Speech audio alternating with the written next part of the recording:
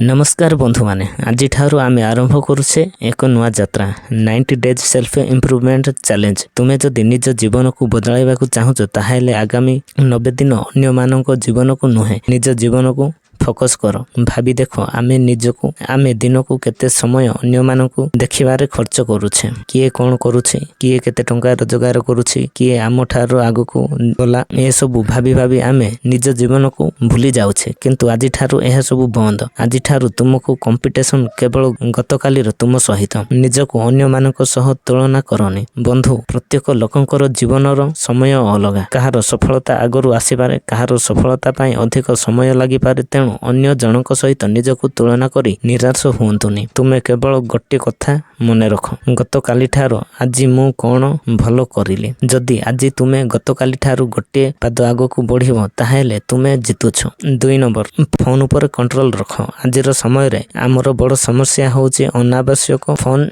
Use करिबा। 5 minute पई phone खोलुछे किंतु जानिबा बेलको 1 घंटा कटि जाउछे। सही 1 घंटा जदि प्रतिदिन निज उपर देबो बे दिन रे तुमे अनेक किछि शिखि पारिबो। तेणु आज ठारू गोटे नियम, फोन तुम समय को कंट्रोल करिबो नाही, तुमे फोन को कंट्रोल करिबो। 3 नंबर, प्रतिदिन निजको इंप्रूव कर। तुमे प्रतिदिन बहुत बड़ काम करिबा दरकार नाही, केवल छोट छोट इंप्रूवमेंट कर। प्रतिदिन 20 रु 30 मिनिट किछि नुआ सिख, गोटे बही पढ़, गोटे स्किल सिख, निज गोल पाई किछि काम करो, कारण छोट छोट परिवर्तन ही दिने बड़ परिवर्तन आने। 4 नंबर, मोटिवेशन ठारू डिसिप्लिन अधिक जरूरी। केतेबेले तुमरो मोटिवेशन बहुत रहिबो, केतेबेले आदौ रहिबो नाही। जेउ दिन मोटिवेशन नथिबो से दिन कोन करिवो, सेठी डिसिप्लिन दरकार। मन नथिले मध्ये निज काम करो, आलस्य लागिले मध्ये गोल आड़को गोटे पाद बढ़ाओ। मने रख, मोटिवेशन तुमको आरंभ कराई पारे किंतु डिसिप्लिन तुमको आगो को नहीं जाए, 90 डेज चैलेंज नहीं जाए। तेणु आज डे 1 रे मो सहित गोटे प्रमिस कर,